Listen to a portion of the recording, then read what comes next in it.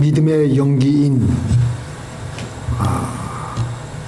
1827년에 19세기 초에 영국의 그 탐험가 윌리엄 페리가 처음으로 북극 등정에 나섰다가 실패를 했습니다. 그 이후로 65개의 세계 각국의 아주 기라성 같은 팀들이 도전을 했는데 18팀만 성공을 했는데 18번째 등정이 바로 한국 탐험대였다고 합니다. 그래서 그게 대단한 성공이지요. 당시 한국 탐험대의 그 대장이었던 최종열 씨는 그 북극 탐험에 그 성공한 그 순간을 이렇게 얘기하고 있습니다. 그 얼마나 가슴에 벅차올랐겠습니까? 근데 그분이 그때 이렇게 얘기하는 겁니다. 91년 5월 27일 새벽, 내가 지구의 꼭지점인 북극에 서는 순간 나에게 밀려 들어오는 것은 허무감 그리고 허탈감 뿐이었다. 내가 무엇 때문에 무엇을 얻으려고 그 숱한 어려움을 겪으며 목숨까지 내던질 각오를 무릅쓰고 지구의 꼭지점을 향해 지난 3년이라는 긴 세월을 허비했던 것. 북극을 점령하고 정복하기 위해서는 엄청난 인간적인 훈련을 받아야 됩니다. 그 3년 동안 훈련을 받고 준비를 하고 그렇게 해서 본인이 계획했던 그 북극 지점에 정복하는 순간 마음에 기쁨이나 감격보다 오히려 허무감과 허탈감에 치를 떨었다는 그 최종열 씨의 감회가 우리에게 무엇을 가르쳐 주고 있습니까? 우리 인생의 무대는 반드시 막을 내리게 됩니다. 우리는 어느 때가 되면 무대 위에서 내려와야 됩니다. 요즘에 이 팬데믹 기간 동안, 지난 2년 동안 수없이 많은 분들이 돌아가셨습니다. 우리가 알고 있는 분들, 내 부모도 돌아가셨고 내가 알고 있던 목사님들도 돌아가셨고 많이 돌아가셨습니다. 우리는 그 순간이 우리에게도 하루하루 다가오고 있습니다. 우리는 그 순간을 지나고 우리 개개인은 하나님 앞에 서게 됩니다. 하나님의 판단은 과연 어떠할까요? 우리 인간의 박수갈채나 어떤 인간적인 놀라운 업적을 쌓은 것에 판가름이 될까요? 사람들의 박수와 인기 그리고 내 야망, 내 성취를 위해서 달려왔다면 우리는 그 마지막 순간에 내가 일평생 그 일을 이루려고 그렇게 노력해왔음에도 불구하고 마지막 순간 북극점을 정복한 최종열 탐험대장이 경험했던 허탈감과 허무감을 우리도 동일하게 느끼게 될 것이고 치를 떨게 될 것입니다. 우리 이제 인생 어떻게 살아야 되겠습니까? 나를 아무도 알아주지 않아도 하나님 말씀대로의 삶을 살아오면서 하나님을 나타내어 왔던 그 삶이라면 마지막 순간에 감사와 기쁨과 보람에 가득 찬 채로 저 천성에 올라가게 될 겁니다. 우리는 그렇게 맞이해야 되지 않겠습니까? 제가 저번 주에도 말씀드렸듯이 부산 수영로교회 정필도 목사님은 마지막 순간에도 마지막 호흡을 가파르게 쉬면서도 성도들에게 설교를 하고 유언 기도를 하고 믿음으로 살라고 당부를 하고 그리고 마지막 순간을 기쁨으로 맞이하게 된 것을 보면은 죽음이 그 앞에서 물론 예수님 앞에서도 무릎을 꿇었지만 우리 믿는 성도들도 예수님을 믿는 성도들 앞에서도 그 믿음 앞에서 죽음은 무릎을 꿇게 되고 우리는 기쁨으로 천성을 가게 될 것입니다. 그래서 우리의 일생은 어떻게 살아야 되느냐? 하나님의 말씀대로 우리를 통해서 하나님의 모습을 얼마나 나타내었느냐에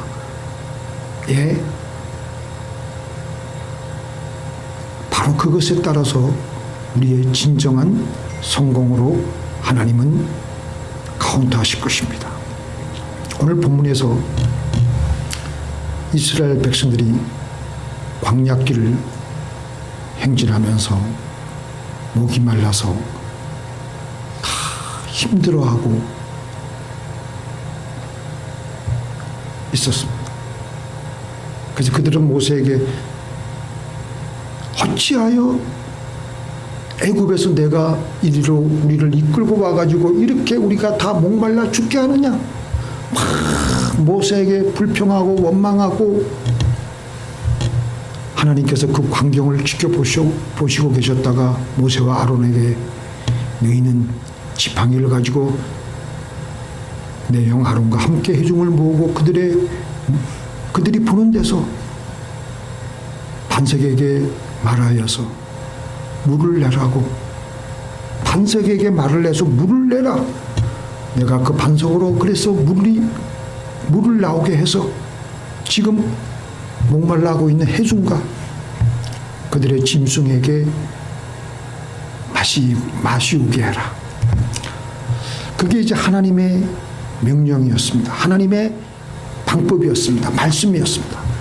그런데 그날따라 모세가 하나님 말씀대로 지금까지는 잘 해왔는데 그 말씀대로 해왔으면 될 텐데 조금 오바를 하는 겁니다.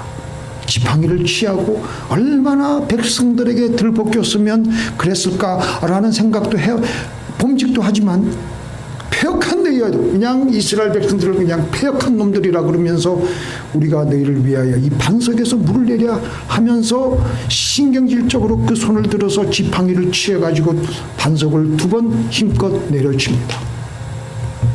그렇게 하자 물이 많이 콸콸콸 솟아나와서 그 많은 이스라엘 백성들, 그 많은 가축들에게 물을 다 마시우게 합니다. 사람들은 환호를 하고 박수를 치고 탄성을 지르고 다시 모세를 우러러보게 됩니다. 인간적으로 보면 대성공이었습니다. 그러나 하나님께서는 오늘 본문 말씀을 통해서 너가 나를 믿지 아니하므로 이스라엘 자손 앞에서 나의 거룩함을 드러내지 아니하므로 내가 너를 이들을 이끌어서 가나안 땅으로 가지 못하게 하겠다. 하나님께서는 모세에게 나의 거룩함을 드러내지 아니하므로 자신의 혈기와 인간적인 것을 드러낸 것에 대해서 섭섭해하시고 그토록 모세가 들어가고자 했던 가나안 땅에 들어가지 못하게 하신 것입니다. 반석에게 명하라고 했으면 반석에게 명만 했으면 됐을 텐데, 그렇게 해서 하나님의 방법대로 했으면 됐을 텐데, 지금까지 수많은 성막을 제조할 때도 하나님 말씀대로 모세가 그대로 해왔는데 왜 그날따라 그렇게 했는지 저는 알 수가 없어요. 하나님의 말씀대로 하지 않았기 때문에 하나님은 그를 가나안 땅에 들어가게 하지 아니하시고 대신에 여호수아를 발탁해서 중간에 모세를 하차시켰습니다. 연기 아닌 배우가 대본에 있는 대로 감독의 의도대로 역을 해야 되는데 자기 마음대로 하거나 연기를 어색하게 하면 감독이 대본을 수정해서 극 중에서 사고가 나게 한다든지 외국으로 이민을 가게 한다든지 해서 그를 배역에서 더 이상 출연시키지 않습니다. 사울 왕도 마찬가지였어요. 사울이 왕이 되어서 제사를 사무엘 선지자가 이제 오도록 기다리다가 이제 같이 사무엘 선지자가 오면 같이 제사를 지내는데 사무엘 제사장이 그날따라 조금 늦는 것이었습니다. 사울 왕이 말씀에도 없는 행동을 자기 마음대로 하는 겁니다. 에라이 모르겠다. 나 혼자서라도 지금 제사를 지내야 되겠다. 그렇게 해가지고 제사를 지내는 거예요. 조금 시간이 지나고 나서 사무엘 선지자가 그날 조금 늦게 도착했습니다. 아니 왕이 지금 무슨 짓을 한 겁니까? 추궁을 하자 사울 왕이 변명을 하는 겁니다. 백성은 나에게서 흩어지고 당신은 오지 않고 블레셋 저들은 우리에게 쳐들어오려고 하기 때문에 내가 시간이 없어서 그냥 나 혼자 하나님께 할 수 없어서 제사를 지냈습니다. 그럴싸합니다. 그때 사무엘 선지자가 왕이 망령된 짓을 했습니다. 왕이 하나님 여호와께서 왕에게 명령하신 것을 지키지 아니하였나이다. 왕의 하나님의 말씀대로 했더라면은 왕의 나라는 영영하였을 텐데 하나님께서는 이제 왕을 하차시키고 왕의 마음에 맞는 사람을 세우실 것입니다. 감독이신 하나님의 말씀대로 하지 않고 자기 임의대로 하니까 하나님께서는 이스라엘의 왕의 자리에서 사울을 물러나게 해서 다윗을 세웠던 것입니다. 내 마음에 합한 자라고 다윗은 그럴 정도로 하나님 마음에 합한 왕이 되었던 것입니다.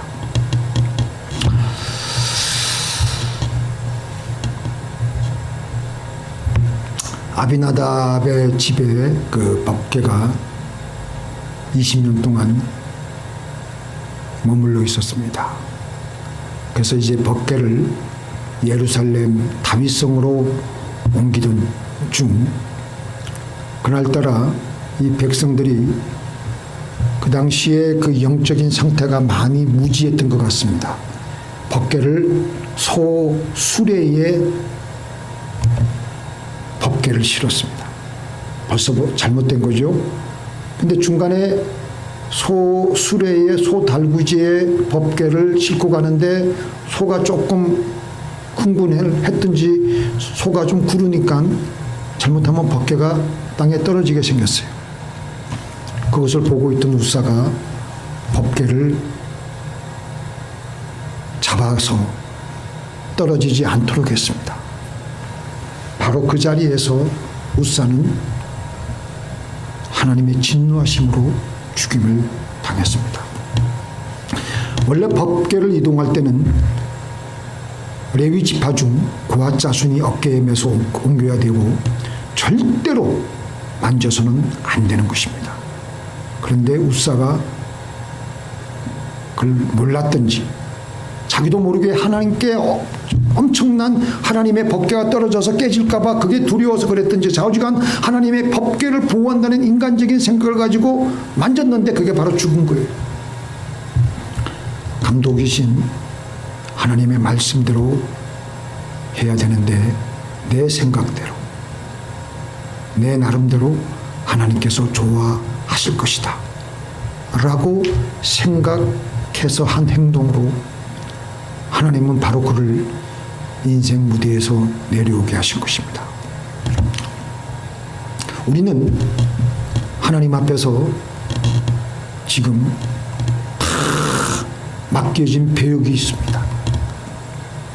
하늘나라에서의 우리의 상급은 이 땅에서 사람들이 평가하는 기준에 따라서 정해지는 것이 아니라 우리의 상급은 우리에게 주어진 배역을 얼마나 충실하게 감당하느냐에 따라서 주어질 것입니다. 그 말씀이 어디에 나오느냐? 5달란트를 받은 사람은 5달란트를 남겼고 2달란트를 받은 사람은 2달란트를 남겼는데 하나님의 칭찬과 상급은 똑같습니다. 착하고 충성된 종아, 내가 적은 일에 충성하였으며 내가 많은 것으로 내게 맡기리니 내 주인의 즐거움에 참여할지어다. 하나님께서 우리에게 맡기신 배역을 우리가 얼마나 잘 감당했느냐가 우리의 인생의 결산 기준이 될 것입니다. 그 배역이 사람들 눈에는 비록 커 보이지 않고 눈에 띄지 않아도 우리 한 사람 한 사람이 주연 배우입니다. 우리 한 사람 한 사람이 내 인생의 삶의 무대에서는 내가 주인공이고 내가 주연 배우입니다. 그 배역도 쓸 수가 없습니다.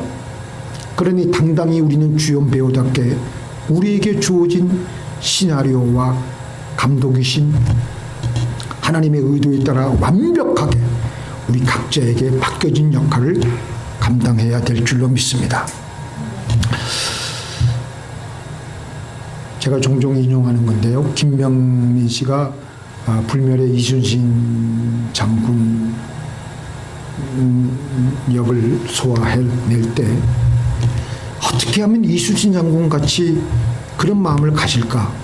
보통 배우들이 어떤 배역을 하나 맡으면 그 배역의 그 주인 그 당시 역사적인 그 상황에 들어가서 그 사람의 내면까지 자기 마음에 담아야지 그 연기가 제대로 풀려지는데, 그래서 이 사람이 그 당시 그 가장 그 이순신 장군의 내면을 잘 담고 있는 그 칼의 노래, 그 소설가 김훈 씨가 썼는데 그 책을 읽는데 거기에 보면 죽고자 하면 살 것이요 살고자 하면 죽을 것이요 하면서 그 대사 대본을 그냥 그 읽는데 그 책 페이지가 아예 너들 할 때까지 읽고 또 읽고 또 읽고 하는 겁니다. 그래서 그의 마음에는 어느새 이순신 장군이 가졌을 법한 절절한 마음이 가득 들어찬 거예요. 그래서 그 후에 촬영을 해가지고 처음에는 사람들이 감독들이나 이 사람들이 좀 주저주저했답니다. 신인이기도 하고 아직 유명한 배우도 아니고 해서 야 이거 잘못 스카우트한 게 아닌가 했는데 너무 연기를 잘한 거예요. 가수는 무대에 서기 전에 노래를 300번쯤 부른다고 합니다. 그래야지 그 노래를 완벽하게 소화를 해내고 부를 수가 있다고 합니다. 감독은 영화를 찍기 전에 시나리오를 300번쯤은 읽는다고 합니다. 최고의 배우는 촬영장에 나가기 전에 대사를 300번쯤 되뇌인다고 합니다.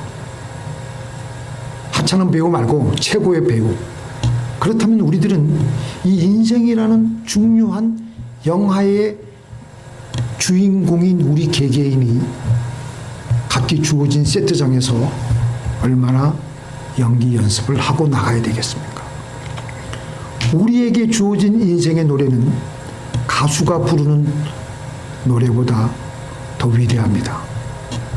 우리가 살아가는 인생은 감독이 찍은 한 편의 영화보다 더 중요합니다. 있습니까?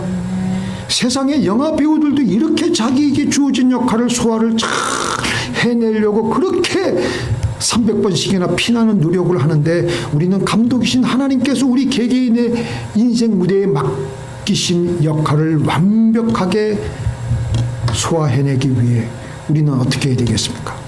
주야로 그 말씀을 읽고 또 묵상하고 인생의 실제 무대에서 가감하게 믿음으로 하나님의 모습을 우리의 삶의 현장에서 제대로 잘 나타내야 되는 겁니다. 하나님의 말씀대로 살아갔던 사람들 중에서 대표적으로 사도 바울이 있는데요. 사도 바울의 삶을 보면은 그는 인간적으로 보면은 예수 안 믿은 게 더 오히려 더 나았을 법했던 삶이었어요. 보장되어 있었던 삶이었어요. 사람들의 박수갈채와 인기는 그에게 주어지지 않았습니다. 그는 오히려 죽음을 향해서 로마로 갔는데 결국 네로 황제에게 잡혀서 나중에는 마지막에는 거기서 복음을 전하다가 마지막에는 참수형을 당하는데 목베임을 당하는 것이죠. 그의 목이 3번 튀었다고 합니다. 처음 튄 곳에는 그 야사가 그래요. 뜨거운 물이 나오고 두 번째 튀어온 곳에서는 미지근한 물이 나오고 세 번째는 차가운 물이 흘러나왔다고 합니다. 자, 우리 그 말씀 보면요. 한번 같이 읽겠습니다. 내가 예수 그리스도의 심장으로 너희 무리를 어떻게 사모하는지 하나님이 내 증인이시니까. 저는 이 말씀을 보면요. 그냥 읽으면은 그냥 넘어갈 거지만 예수님의 심장, 예수님의 심장이 들어올 때까지 그는 기도하고 예수님의 그 마음을 한번 헤아려 본 거예요. 그런 마음으로 주의 성도들을 섬겨왔고, 그리고 이 모든 것을 하나님이 보고 계셨다라는 것입니다. 빌립보서 1장 20절에서 21절 같이 읽겠습니다. 나의 간절한 기대와 소망을 따라 아무 일에든지 부끄럽지 아니하고 오직 전과 같이 이제도 살든지 죽든지 내 몸에서 그리스도가 존귀되게 하려 하는 있는 내게 사는 것이 그리스도니 죽는 것도 유익합니다. 나의 간절한 소원은 다른 거 없어요. 내 몸에서 나를 통해서 예수님만 존귀히 흘러나오게 하는 것이 사도 바울의 유일한 소원이었어요. 나를 통해서 하나님만 드러나오게 하는 것이 사도 바울의 간절한 기대와 소원이었습니다. 그 방법이 뭐였느냐? 빌립보서 3장 12절에 읽겠습니다.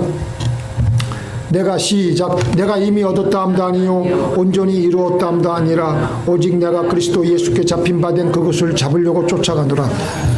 말이 그 말 같은데요. 잘 한번 보세요. 오직 내가 예수 그리스도께 잡힌 바 된 그게 자기 삶의 목적이라는 거예요. 내가 예수님께 잡힌 바 된 그 상태를 유지하려고 자기는 계속해서 그것을 잡기도 하고 때로는 놓쳐지기도 하고 또 잡으려고 그러기도 하고 자기의 온 몸에 온 영혼의 몸부림을 얘기하고 있는 거예요. 예수님께 완전히 행복하고 예수님이 나를 완전히 다스리고 예수님이 나의 모든 존재를 완전히, 때로는 자기의 육신의 자아가 또 흘러나오기 때문에 또 놓쳐지기도 하고 예수님이 또 통제권이 또 넘어가기도 하고, 그런데 또 잡으려고 하고 그 상태를 계속해서 유지하려고 노력한다라는 것입니다. 우리 예수님은 어떻게 하셨습니까? 내가 내 자유로 말한 것이 아니요 나를 보내신 아버지께서 내가 말할 것과 이를 것을 친히 명령하여 주셨으니 나는 그의 명령이 영생인 줄 아노라. 그러므로 내가 이르는 것은 내가 내 아버지께서 내게 말씀하신 그대로니라 하시니라. 예수님은 하나님 말씀대로 움직이셨습니다. 나중에 십자가상에서 예수님이 죽으시고 돌아가시고 난 직후에 그 모든 빌라도의 법정에서부터 채찍질을 맞으시고 십자가 골고다 길을 올라오시고 그 모든 그 과정을 세밀하게 지켜보았던 로마의 백부장이 그 상황을 보고 그는 과연 하나님의 아들이었다. 그는 과연 하나님의 아들이었다. 우리가 이 땅을 떠나고 나서 사람들은 우리에게 어떤 사람이었다라고 말할 것입니다. 그 사람은 과연 하나님의 사람이었다. 그는 과연 기도의 사람이었다. 그는 과연 믿음의 사람이었다. 그는 과연 교회를 사랑한 사람이었다. 그는 과연 성도를 사랑한 사람이었다. 그는 과연 영혼을 사랑한 사람이었다. 윌리엄 캐리는 그는 인도 선교사의 아버지였다. 조지 밀러는 고아의 아버지였다. 아니면 그저 그 사람은 그저 잘 먹고 잘 살았다. 그런 말만 듣고 오겠어요? 듣고 가야 되겠습니까? 존 무어처럼 요세미티나 시에라 네바다 산에 그 자연 환경 보호를 평생 애써온 사람, 중요한 일이고 귀중한 일이었죠. 환경의 아버지였다 라는 말을 사람들은 할 것이지만 우리는 어떤 말을 우리 사후에 듣기를 원하십니까? 과연 누구누구는 하나님의 사람이었다 라는 말을 들어야 되지 않겠습니까? 그런 삶을 사도 바울처럼 살다가 가면은 천국에 올라가는 그 순간이 기쁨의 순간이에요. 이 땅에서 안 죽으려고 발버둥을 치고 뒤에 날도 안 하고 끝까지 여기 이 서스테이션 이거 다 그냥 끝까지 살아보려고 이번에 부산의 정필동 목사님은 자기가 그 인공호흡기를 달고 다시 살아날 수 있는 찬스가 있음에도 불구하고 다 빼라고 하나님이 나를 부르시는 것 같다고. 기쁨으로 가는 거예요. 기쁨으로. 믿습니까? 마지막 순간에 무한한 긍지와 보람과 기쁨에 가득 들어차서 그 순간을 맞이하는 것이 정말 저도 저의 간절한 기도와 간절한 기대와 소원입니다. 2008년 UCLA에서 재미있는 실험을 했는데요. 인간과 일반 동물들의 차이가 어디 있느냐 실험을 한번 해봤어요. 재미있는 실험이죠. 인간과 동물의 뇌에다가 MRI, 요번에 우리 김영배 집사님이 MRI 촬영을 많이 했는데 MRI 촬영을 하는 거예요. 이 뇌의 이 자기 공룡 그 영상이 쫙 보이잖아요. 그래서 이제 뇌에 어떤 일이 일어나는지 이제 볼 수가 있는데, 먼저 동물에게 아주 동물들이 좋아하는 음식을 먼저 주니까 그때 주고 난 다음에 그 뇌에 그 동물의 그 뇌에 어떤 부위가 활성화가 되나 이렇게 보니까 MRI를 통해서 보니까 정말 실제로 어떤 뇌의 부위가 막 혈류가 막 그냥 계속 더 이렇게 혈류가 더 이렇게 자극이 되면서 어떤 부위가 막 활성화가 되는 게 MRI를 통해서 확인한 겁니다. 그리고 난 다음에 인간에게도 똑같이 그 사람이 제일 좋아하는 음식을 주었어요.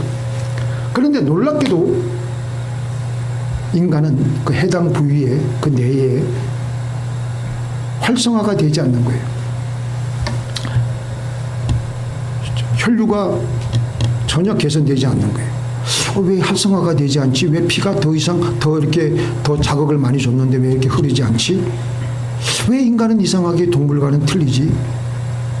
결국 그들이 내린 결론은 인간에게는 그 해당 부위가 활성화되기 위해서는 도파민이라는 호르몬이 나와야 되는데, 도파민은 우리에게 행복감을 주는 호르몬입니다. 내가 뭔가 정의로운 일을 했을 때, 아, 내가 이렇게 의롭게 살았구나. 내가 감사하다. 그런 마음을 가질 때 그 도파민 호르몬이 분비가 되는데요. 그래가지고 그 UCLA 그 팀에서 결론 내린 게 인간과 동물의 차이는 바로 여기 있다는 것입니다. 인간은 내가 정의롭고 내가 할 일을 했다. 할 때 정말 마음이 뿌듯하고 행복하게 되는 겁니다. 그러면 우리에게 가장 의로운 것은 무엇입니까? 우리에게 의로운 것은 뭐예요? 하나님이십니다. 예수님이시에요. 우리가 나를 통해서 하나님을 드러내려고 할 때, 하나님의 거룩과 하나님의 의를 드러내려고 할 때 우리에게는